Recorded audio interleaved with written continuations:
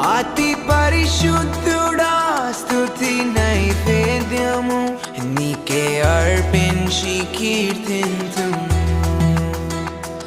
అతి పరిశుద్ధుడా స్తుతి నైవేద్యము నీకే అర్పించి కీర్తింతును.